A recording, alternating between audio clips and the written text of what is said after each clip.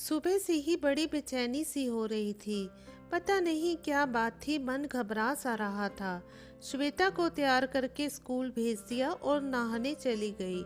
आकर पूजा की तैयारी करके पूजा करने जाने ही वाली थी कि पतिदेव आए और बोले, यार जल्दी नाश्ता बना दो, आज बॉस ने जल्दी बुलाया है, लंच वहीं पर कर लूँगा। मैंने पूछा, इतनी जल्दी? हाँ यार, कोई ज़रूरी मीटिंग है, कहकर वो नहाने चले गए। पता नहीं क्यों बेचैनी ज़्यादा ही हो रही थी। बड़े ही अनमने मन से नाश्ता बनाया, ये खाकर ऑफिस के लिए निकल गए। जल्दी से सब रखकर हाथ पांव धोए और भागी पूजा घर की तरफ। मेरे कान्हा मेरे सबसे अच्छे दोस्त, उनसे अपने मन की हर बात कह देती हूँ मैं, फिर डर नहीं लगता, जैसे उन्होंने सब संभाल लिया हो। प्रभु, बड़ा डर लग रहा है। आप ही बताओ ना, क्या बात है? ऐसा डर तो कभी नहीं लगता। वैसे आप हो तो काहे की चिंता, सबका भला करना प्रभु, हम सब पर कृपा बनाए रखना। श्री बांके बिहारी तेरी आरती गाऊं, हे गिरधारी तेरी आरती गाऊं। आरती गाने में जाने खो सी जाती हूँ मैं। पूजा करने के बाद घर के सारे काम निपटाने में लग गई, जैसे सब ठीक हो गया हो। बड़ा हल्का महसूस कर रही थी। थोड़ी ही देर में दरवाजे की घंटी बजी। देखा तो पड़ोस वाली आंटी अंकल बड़े परेशान से खड़े थे। आइए आइए, अंदर आइए ना, मैंने कहा, पर उन्होंने कहा आज रवि यानी कि मेरे पति मिला था, कह रहा था जरूरी काम है, सुबह 8:30 की ट्रेन पकड़ने वाला था। जी अंकल, पर बात क्या है? मैंने घबराते हुए पूछा।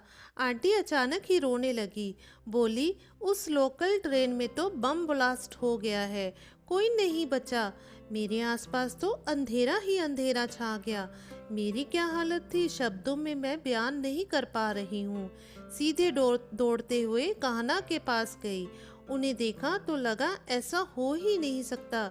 बस वहीं पर बैठे बैठे कान्हा कान्हा करने लगी।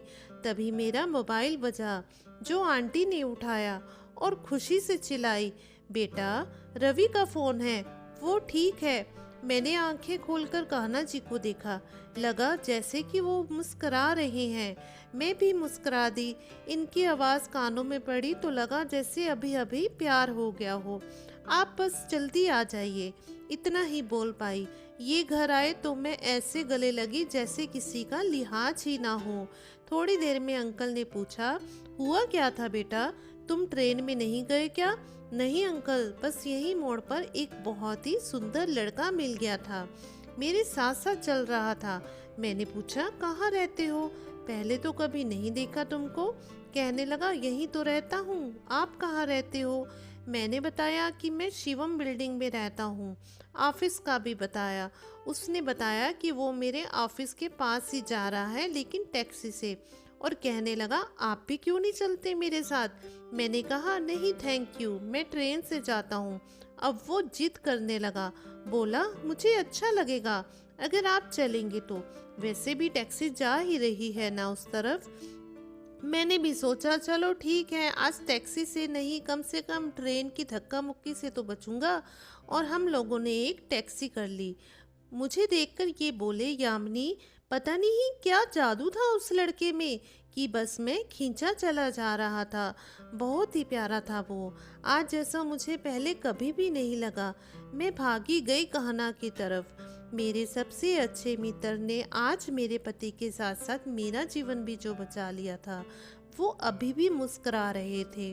भक्ति में शक्ति है, जिसका मन सच्चा और कर्म अच्छा है वही भगवान का सच्चा भक्त है। और ऐसे लोगों पर ईश्वर की कृपा हमेशा बनी रहती है। जय श्री राधे कृष्णा, जय श्री राधे कृष्णा। कहानी अगर अच्छी लगी हो तो कहानी को लाइक कर दीजिएगा, शेयर कीजिएगा और चैनल को सब्सक्राइब कीजिएगा। और कमेंट में जय श्री राधे कृष्णा लिखना मत भूलिएगा। धन्यवाद।